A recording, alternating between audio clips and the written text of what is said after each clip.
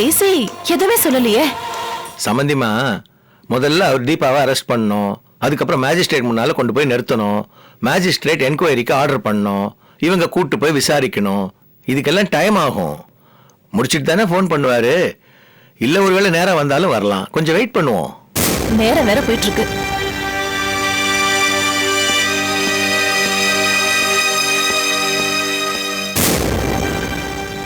வாங்க சார், என்ன ஆச்சு? தீபா வீடு பூட்டி இருக்கான். என்னது? நம்ம நியூஸ் அவங்க ஸ்மெல் பண்ணிருப்பாங்கன்னு நினைக்கிறேன். சரி, தீபா வீட்டுல இல்லன்னா அவங்க ஃப்ரெண்ட்ஸ் வீடு, ஆர்கே வீடு, சாந்தி வீடுன்னு எல்லா இடத்தையும் தேட வேண்டியது தானே? நீங்க சொன்ன எல்லா இடத்துலயும் தேடியாச்சு. நாம அரெஸ்ட் பண்ண போற விஷயம் அவங்களுக்கு தெரிஞ்சு ஒருவேளை எஸ்கேப் பண்ண வச்சிட்டாங்களோன்னு எனக்கு தோணுது. மன்னிக்கணும், எனக்கு ஒரு சந்தேகம். உங்க டிபார்ட்மெண்ட்ல யாரையாவது விலை பேசிட்டாங்களா? நோ சார், இந்த விஷயம் நம்ம 3 பேரை தவிர வேற யாருக்கும் தெரியாது. தப்பா நினைக்க கூடாது. இந்த காலத்துல யாரையும் நம்ப கூடாது. என் மேல கோவப்படுறீங்களா இல்ல சந்தேகப்படுறீங்களா? ரெண்டும் தான். உங்களுக்கு தான். ஏசி மகேஷ் சாரா? ஹலோ, தீபா தேடிட்டீங்களா?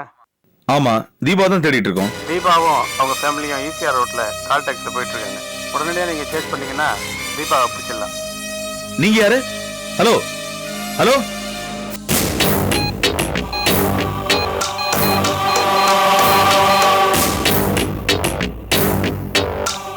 ஹலோ, நான் ஏசி மகேஷ் பேசுறேன்.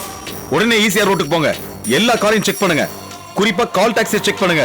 அதுல தீபாவும் அவங்க ஃபேமிலியும் வரதா எனக்கு இன்ஃபர்மேஷன் வந்திருக்கு. ஓகே ஓகே சார், உடனே கிளம்புறேன். சவந்தி, நானும் வரேன்.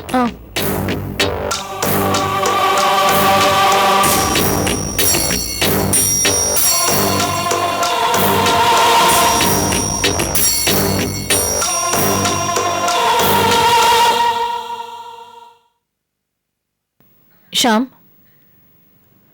ஷாம்,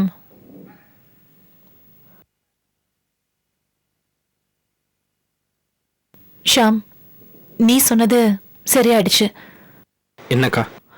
நீ அன்னைக்கு அந்த தீபாவை சந்தேகப்பட்ட, ஆனா நான் தான் அவளை நல்லவன் சொன்னேன். ஒன்னும் தெரியாத பூனை மாதிரி நடிச்சு அவ தான் நம்ம கம்பெனி சீக்கிரம் எல்லாமே கொண்டு போய் அந்த ரோஹினி கிட்ட கொடுத்துருக்கா. ஷாம், நீ எத்தனை தடவை அவளை சந்தேகப்பட்டு பேசினப்ப நான் தான் உன்னை பேச விடல. இப்போ அவளை போலீஸ் வேற தேடிக்கிட்டு இருக்கு. அவ தான் அகப்படல. அப்படியா? நான் சொல்றதை நீ எதை கேட்டிருக்க? ஸ்ரீனிவாசன் நல்லவர் இல்ல, நம்பாதன்னு சொல்லிக்கிட்டு இருக்கேன். கேட்டாதானே? பட்டதுக்கு அப்புறம் தான் உனக்கு உண்மையெல்லாம் தெரியுது.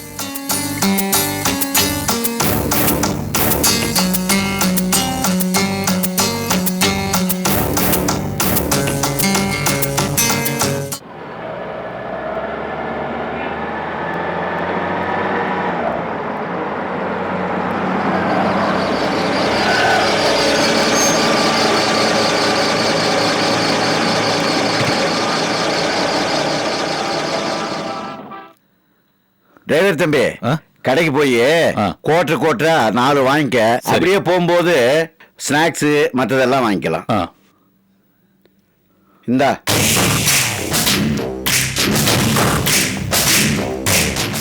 என்னப்பா அப்படி பாக்குற? இல்ல, நம்ம ஊர்ல இருந்தப்ப 5க்கும் 10க்கும் கஷ்டப்பட்டோம். இப்போ 500 புழங்குதே, அதான் அப்படி பார்த்தேன். இத பாரு, வாழ்க்கைய அனுபவிக்கணும். கை நிறைய பணம் இருக்குது, என்ன வேணாலும் அனுபவி. எவ்வளவு பணம் வேணும்னாலும் கேளு, நான் தரேன். நம்ம ஊர்க்காரன வேற ஆயிட்ட, உனக்கு செய்யாம அப்புறம் யாருக்கு செய்ய போற? இப்போ கடைக்கு போயிட்டு இந்த ஐட்டம் எல்லாம் வாங்கிட்டு வந்துரு. சீக்கிரமா போயிட்டு வாங்கிட்டு வந்துரு. சீக்கிரம் வந்துரு. சரி.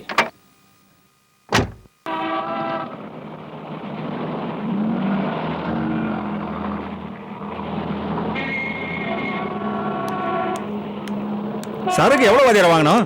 ஒரு ஃபுல் ஒன்று வாங்கியா. 4 கோட்டு ரம்மு கொடுங்க. இந்த கைதி கோவிந்தனை தேட தேட ஒரே டென்ஷனா இருக்கியா?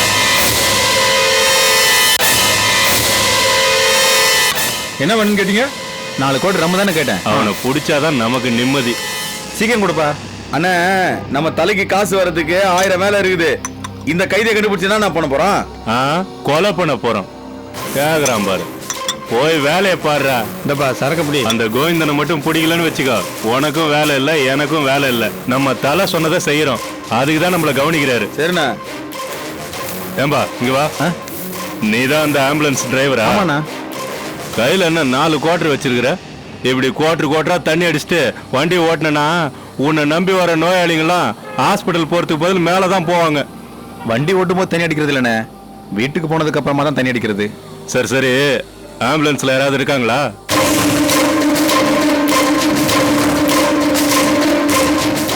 என்ன முழிக்கிற?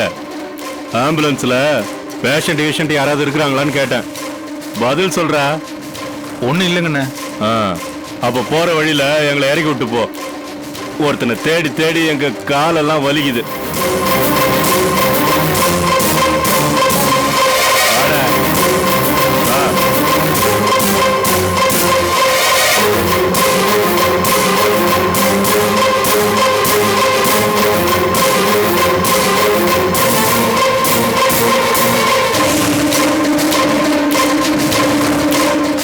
என்ன பாக்குற? வண்டி ஏடுறா, போற வழியில நாங்க இறங்கிக்கிறோம்.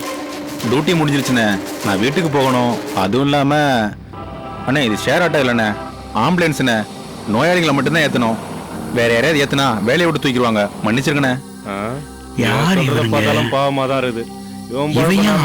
பேசிட்டு இருக்கான். சரி போ, பட்டுன்னு வர வேண்டியது தானே. ஏய் ஒரு ஆட்டோ கூப்பிடு. ஆட்டோவா வாங்க.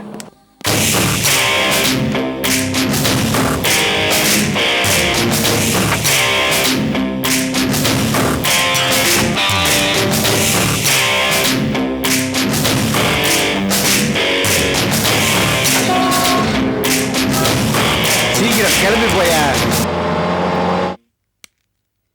Excuse me sir. ரோஹிணி, இது அர்ஜென்ட் பேப்பர். இதை நான் ரிலீஸ் பண்ணிட்டேமா, கிளியர் பண்ணிட்டேன். நீ என்ட்ரி போட்டுட்டு உடனே ரிலீஸ் பண்ணிடு. ஓகே? Okay sir.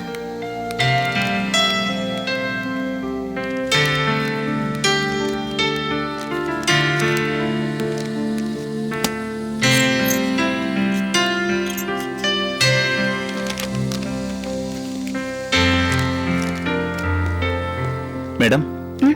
என்ன மாணிக்கம்? உங்களை பார்க்க ஒரு லேடி வந்திருக்காங்க, பேர் அபிராமின்னு சொன்னாங்க.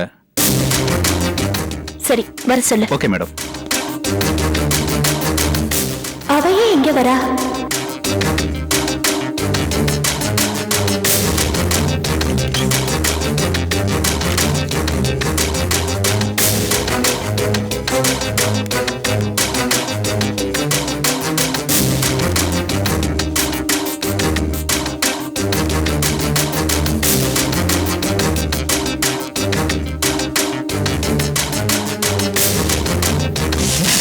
என்ன இவையே இங்க வந்திருக்கான்னு யோசிக்கிறியா? கண்டிப்பா நல்லதுக்காக இருக்காது. சொல்லு, புதுசா ஏதாவது அக்கவுண்ட் ஓபன் பண்ணணுமா? எனக்கு கூட புதுசா அக்கவுண்ட் ஓபன் பண்ண வேண்டாம். உன்னோட அக்கவுண்ட முடிக்க வந்திருக்கேன். உந்து மட்டும் இல்ல ரோஹிணி, அந்த சாந்தி, தீபா இவங்க எல்லார் அக்கவுண்டையும் க்ளோஸ் பண்ண வந்திருக்கேன். கனவு ஏதா கண்டியா? கனவில்ல, நிஜம். போலீஸ் கூடிய சீக்கிரம் தீபாவை பிடிச்சிடும். அதுக்கப்புறம் அவளை கூட இருந்த சாந்தி. அதுக்கப்புறமும் நீ எப்படி இந்த சீட்ல உட்கார முடியும்? இல்ல நான் தான் உன்னை உட்கார விட்டுருவேனா? என்னமோ தீபாவை போலீஸ் அரெஸ்ட் பண்ண மாதிரில பேசுற. எங்க போயிடுவா? 2 நாள் தலைமறைவா இருந்தா போதுமா? நிச்சயமா வெளியில வந்துதானே ஆகணும். அப்புறம் பாரு இந்த அபிராமிய. என்ன பண்ணுவ? உங்க தலையெழுத்தையே மாத்திருவேன். உன் தலையெழுத்து அக்கௌண்ட் தான் என் கையில இருக்கு. உன் பேங்க் அக்கௌண்ட் டிரான்சாக்ஷன்ஸ்ல ஓபன் பண்ணா ஆட்டம் க்ளோஸ்.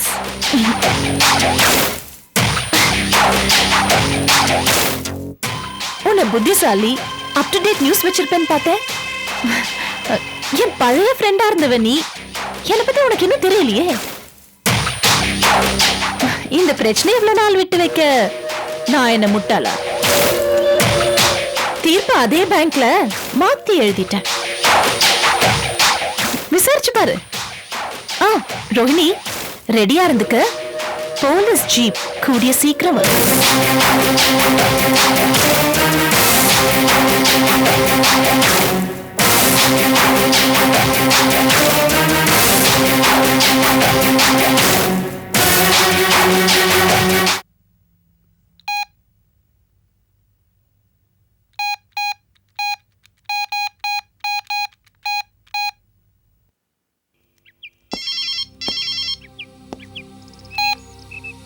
Hello sir. என்ன ஹலோ? தீபாவை தேடாம என்ன பண்ணிட்டு இருக்கீங்க நீங்க? சார் தீபாவை தேடிட்டு தான் சார் இருக்கோம். வெள்ளி சனி ஞாயிறு 3 போய் திங்கட்கிழமையும் வந்தாச்சு. இன்னும் அந்த பொண்ணை தேடிக்கிட்டு இருக்கீங்க. ஒரு சின்ன பொண்ணு, அவளை இன்னும் பிடிக்க முடியல. வெக்கமா இருக்கு. கேட்டா தேடிக்கிட்டு தான் சார் இருக்கோன்றீங்க. இல்ல சார், அது வந்து இது பாருங்க, நீங்க எனக்கு பதில் சொல்லலாம், நான் உங்களுக்கு பதில் சொல்லலாம். ஆனா என் சம்பந்தி அம்மா இருக்காங்களே, அவங்க கேக்குற கேள்விகளுக்கு யார் பதில் சொல்றது? என்ன கேள்வி மேல கேள்வி கேட்டு தொலைச்சிக்கிட்டு இருக்காங்க. அதுக்கு நான் என்ன சார் பதில் சொல்ல முடியும்? கம்ப்ளைண்ட் கொடுத்தீங்க, கஷ்டப்பட்டு வாரன் வாங்கினோம், அவ கிடைக்கலையே. அலைஞ்சதுதான் சார் மிச்சம். நீங்க அபிராமி நினைச்சு பயப்படுறீங்க, நான் எங்க டிபார்ட்மெண்ட்ல இருக்க ஹையர் ஆபீசர்ஸ் நினைச்சு பயப்படுறேன். அவ்வளவுதான் சார் வித்தியாசம். இந்த நிமிஷத்துல அவ கிடைச்சா கூட நான் உடனே அவளை கைது பண்ணிடுவேன் சார். எப்படி அவளை பிடிச்சிருவேன் சார். போங்க, சீக்கிரம் போய் பிடிங்க.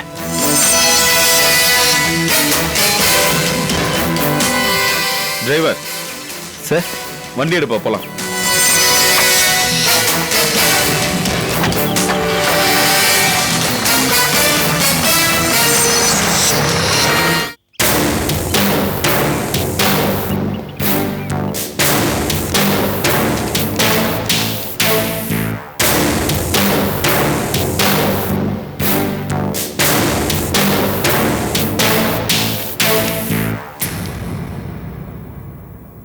Mr. Prakash, you can proceed. May it please your honor, இது ஒரு முன்ஜாமீன் மனு. எனது கட்சிக்காரர் தீபா என்பவரை கைது செய்ய வாரண்டுடன் போலீசார் வீடு உள்பட பல இடங்களில் தேடுகிறார்கள். அப்படி குற்றம் செய்ததாக போலீஸ் தரப்பில் கூறப்படும் காரணம் என்ன? யுவர் ஆனர், என்னுடைய கட்சிக்காரரான தீபா கொலை குற்றம் எதுவும் செய்யவில்லை. கொலை செய்ய திட்டம் தீட்டவும் இல்லை. சதித்திட்டம், தேச துரோகம் எதுவும் செய்ததாக வழக்கு இல்லை. ஆனால் பல்வேறு வண்ணங்கள் பூசி அபிராமி இண்டஸ்ட்ரீஸ் உரிமையாளர் திருமதி அபிராமி சார்பாக ஒரு புகார் போலீசில் கொடுக்கப்பட்டுள்ளது. கம்ப்யூட்டரிலிருந்து தகவல்களை எடுத்து எனது கட்சிக்காரர் வேறு கம்பெனிக்கு தந்ததாக புகார் கொடுத்துள்ளார்கள். ஆனால் அதற்கு ஆதாரம் இல்லை. வெளிநாட்டில் வேலை கிடைத்திருக்கும் சமயம் பார்த்து எனது கட்சிக்காரரை கைது செய்து வேலை கிடைக்காமல் செய்ய திட்டமிட்டுள்ளார். Your Honor, எதிர்க்கட்சி வக்கீல் தன் கட்சிக்காரர் குற்றமே செய்யாது போல் பேசுகிறார். கேஸை திசை திருப்ப பார்க்கிறார். உங்கள் கட்சிக்காரரை வெளிநாட்டு வேலைக்கு போகக்கூடாது என்று தடுக்க அவர்களுக்கு என்ன மோட்டிவ் இருக்கிறது? எனது கட்சிக்காரர் திறமைசாலி, படித்தவர். தன் மேல் சந்தேகப்பட்டதால் அபிராமி இண்டஸ்ட்ரீஸ் வேலையை தானே ராஜினாமா செய்திருக்கிறார். அந்த ஈகோவால் தான் இந்த கேஸ் புனையப்பட்டிருக்கிறது. இந்த கேஸை சந்திக்க நாங்கள் பயப்படவில்லை. எனது கட்சிக்காரர் ஊரில் இல்லை. தாய் தந்தையர் திருப்பதி போயிருக்கிறார்கள். தீபா எந்த நேரத்திலும் எந்த விசாரணைக்கும் ஒத்துழைப்பார் என்று நான் உறுதியளிக்கிறேன். அவர் ஒரு பெண், திருமணமாகாதவர். அவர் கைது செய்யப்பட்டால் அவர் வாழ்க்கையே கேள்விக்குறியாகிவிடும். அது மட்டுமல்ல, இந்த கேஸ் சைபர் கிரைம் சம்பந்தப்பட்டது. அந்த டிபார்ட்மெண்ட் என்கொயரி வேண்டும். அதற்கு என் கட்சிக்காரர் ஒத்துழைப்பு தருவார். எனவே என் கட்சிக்காரரான தீபா அவர்களுக்கு முன்ஜாமீன் வழங்குமாறு கனம் நீதிபதி அவர்களை தாழ்மையுடன் கேட்டுக்கொள்கிறேன்.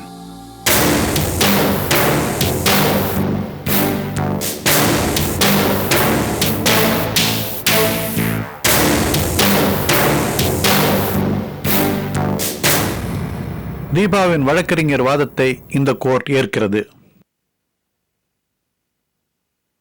இந்த வழக்கை சைபர் கிரைம் விசாரிக்கவும் தீபாவிற்கு முன்ஜாமீன் அளிக்கவும் இந்த கோர்ட் தீர்ப்பளிக்கிறது.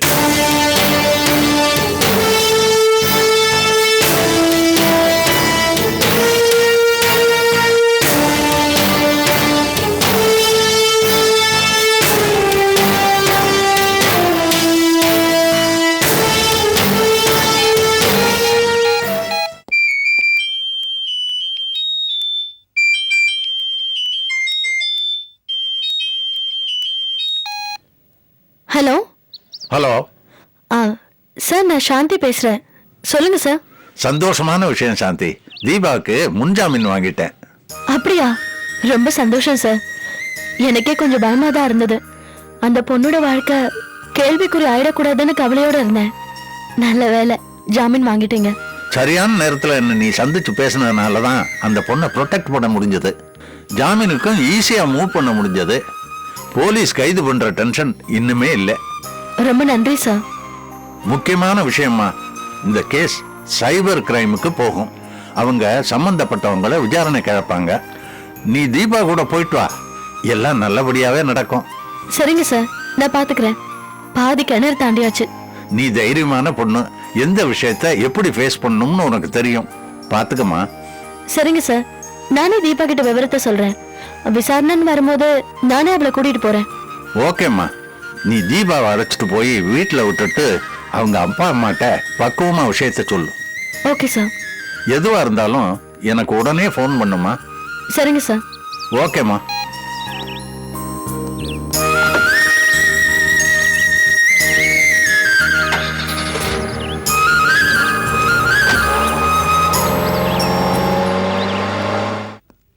என்ன சொல்றீங்க? தீபா முன்ஜாமீன் வாங்கிட்டாளா? ஆமா சம்பந்தி, இந்த லாயர் பிரகாஷ் கோர்ட்ல சாமர்த்தியமா வாதாடி இந்த பொண்ணுக்கு முன்ஜாமீன் வாங்கி கொடுத்துட்டான். அது மட்டும் இல்ல, கேஸை சைபர் கிரைமுக்கு டிரான்ஸ்ஃபர் பண்ண சொல்லி கோர்ட்ல ஆர்டர் போட்டிருக்காங்களாம். இப்பதான் ஏசி ஃபோன் பண்ணி சொன்னாரு. நீங்களும் தேசி என்ன பண்றீங்க? ஒரு பொண்ணு பிடிக்க முடியல, இப்ப அவ முன்ஜாமீன் வாங்கிட்டான்னு ரொம்ப பெருமை வருவதா சொல்றீங்க? அவசரப்பட்டு வார்த்தையை விட்டுறாதீங்க. போலீஸ் இன்னும் கேஸை க்ளோஸ் பண்ணல, விசாரணை பண்ண போறாங்க. அதுவும் சைபர் கிரைம்ல விசாரிச்சாங்கன்னா கண்டிப்பா அந்த தீபா மாட்டிக்குவா. அத பத்தி நம்ம கவலையே பட வேண்டாம். நீங்க நினைக்கிற மாதிரி அந்த பொண்ணுக்கு இங்க இல்ல, எந்த ஊர்லயும் வேலை கிடைக்காத அளவுக்கு பண்ணிடலாம். தயவு செஞ்சு கொஞ்சம் பொறுத்துக்கங்க. பார்க்கலாம். அப்படியா? ரொம்ப சந்தோஷம். இப்பதான் திருப்பதில இருந்து வந்தோம். என்ன சொல்றீங்க? தீபாவை அரெஸ்ட் பண்ண பார்த்தாங்களா?